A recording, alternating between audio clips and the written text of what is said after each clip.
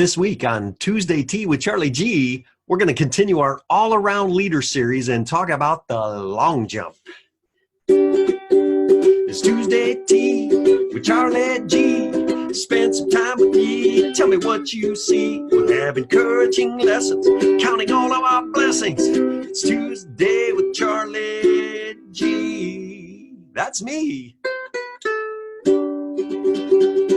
Well, good morning. How's it going?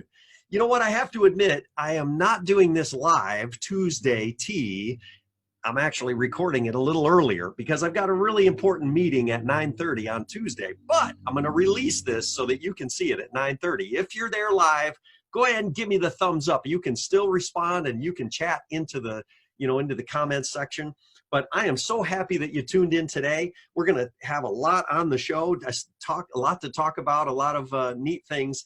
And I want to end actually with my lesson, continuing this all-around leader series with the long jump. That's the second event in the decathlon, so we'll talk about that a little bit later. You know what? I got a couple jokes for you.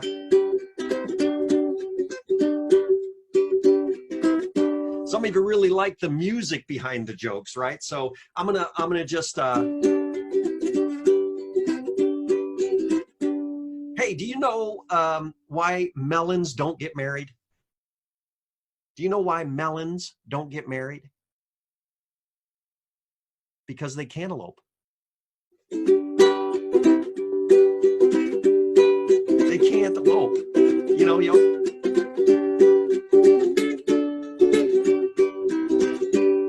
I got another one all the way from South Carolina. A viewer down there sends me jokes every once in a while. Do you know what you call a pig that has a black belt in karate? Do you know what you call a pig who has a black belt in karate? Pork chop. I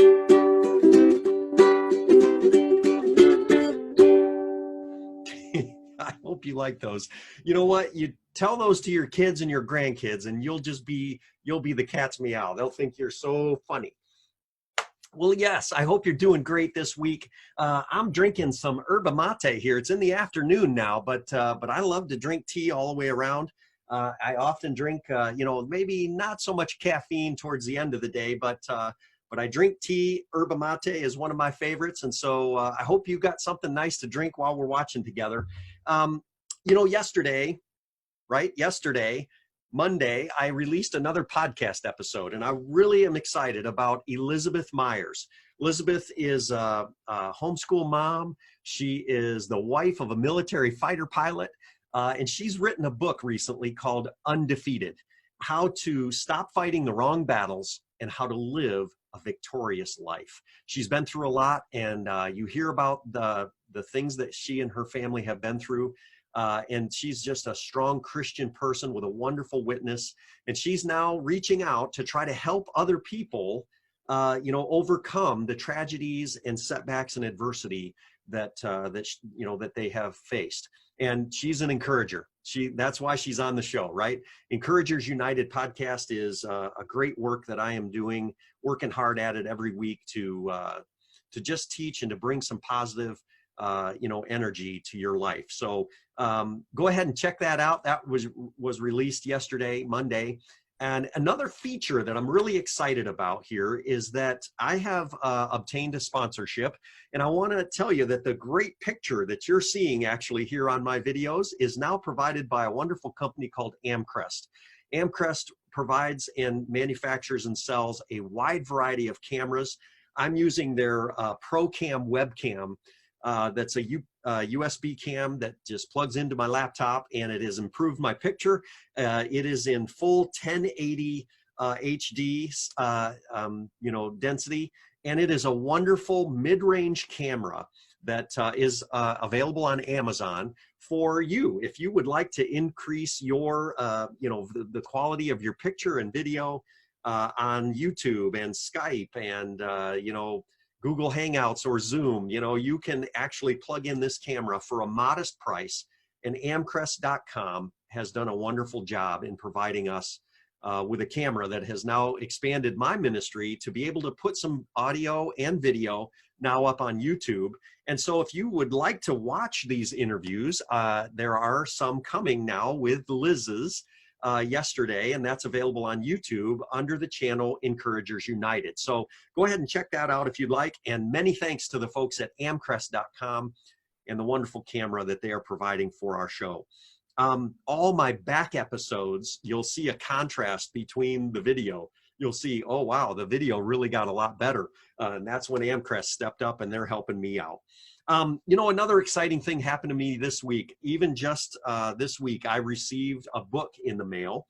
I'm showing it to you here. It's called The Walk-On Method to Career and Business Success, 31 Underdogs Who Became Extraordinary. And I am very honored to actually be chapter 23 in this book.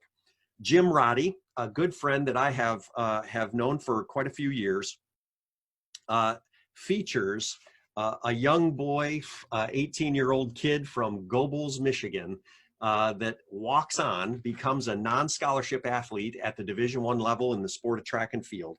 And that is a little bit of my story in going through my years as a decathlete, learning how to, you know, adapt and, you know, be as successful and as valuable to my team as I could be.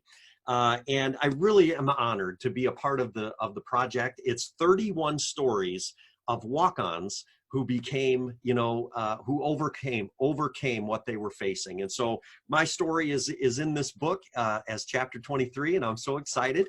This is available on Amazon and anywhere books are sold, probably. And I am looking forward to actually having Jim onto the podcast coming up very soon so we can talk more about this project. But go check that out. It is a wonderful book. It just in paperback form here has 31 chapters, 31 stories of folks like me who parlayed their athletic experience into their career and their business life. And so I cherish my time as a decathlete and a track and field athlete at Western Michigan.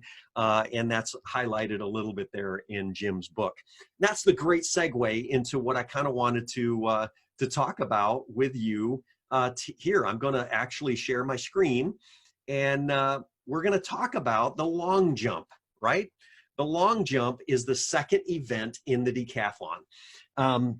If you go back 2 weeks in Tuesday Tea, I actually talked about the 100 meters. That's the first, you know, event in the decathlon. And I just feel there's wonderful life lessons that, that you can learn from studying these events. And so event number 2 is the long jump. And so let's just talk about this right now. One thing that I want you to know in the long jump is that you need to be the master of your approach. There you go. You need to be the master of your approach in the long jump. You know, the approach is that run up where you see them running down the runway until they take off at that takeoff board. And the approach is very personal to how big you are, how long your legs are, how fast you are, how strong you are. And each person has a specific set of steps that they practice when they do the long jump, right? And the life lesson that I think you can learn there is that each one of us, even you, have a personality, you have a set of strengths and weaknesses, you have things that you do well, you have life experience that teaches you wisdom and knowledge, and you need to approach your problems in your way, right? So if I was a long jumper trying to run somebody else's approach, it would never work. I got to run my approach, right? And I need to practice and I need to master my approach. Okay, second up here is that you need to attack the horizon. Attack the horizon really reminds me of a cue that I used to use when I would teach and coach the long jumpers.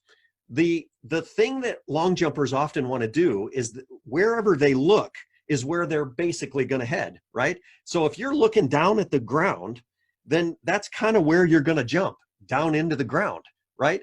And then likewise, if you were looking right straight up in the sky, we got some jumpers that looked up so high that they would jump way too high and they would never go very far because they just went up and down, right? Well, I would often tell them to attack and strive for the horizon. You know, the horizon is that place way out that where the land meets the sky. And in front of you, the horizon is the most important thing to watch when you're in a leadership position and when you're in the long jump.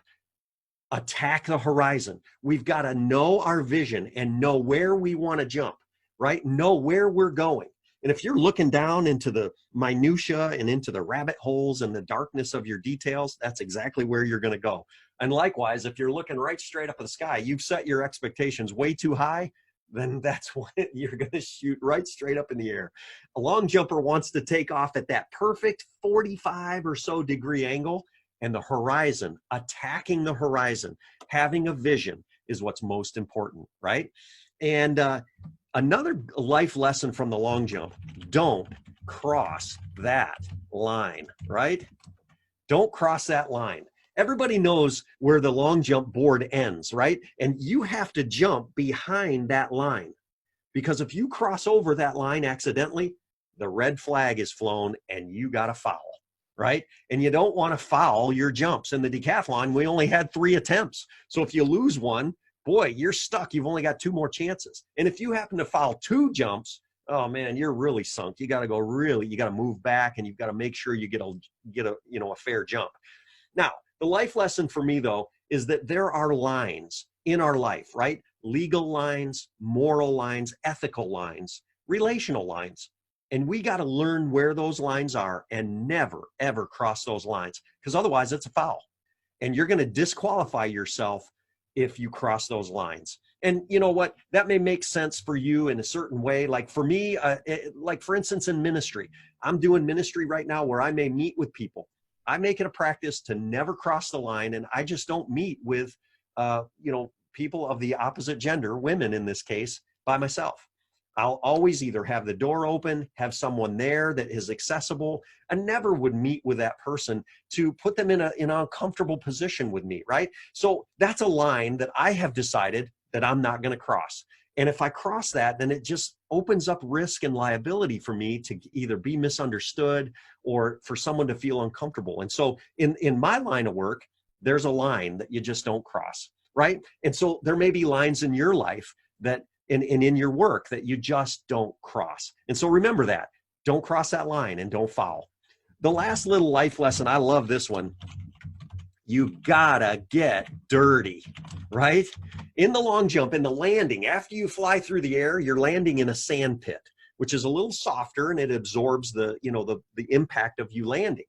But a lot of long jumpers, sometimes the new long jumpers, they want to just land right on their feet, boop, boink, and not get their hands dirty or their legs dirty, or they don't want to get too much sand in their shoes. And you know what? There's no place for that in the long jump.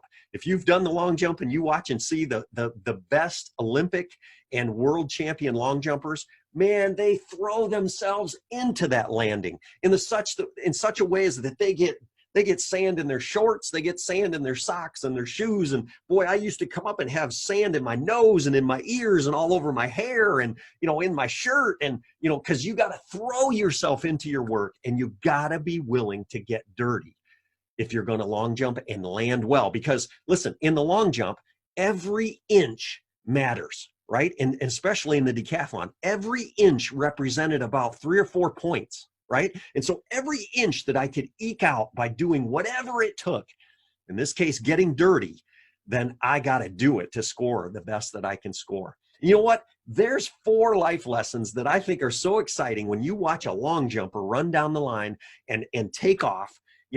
I'm going to be doing a podcast soon where I will expand on each of these 4 points. And so look for that as the second installment in the all-around leader series that I'm doing.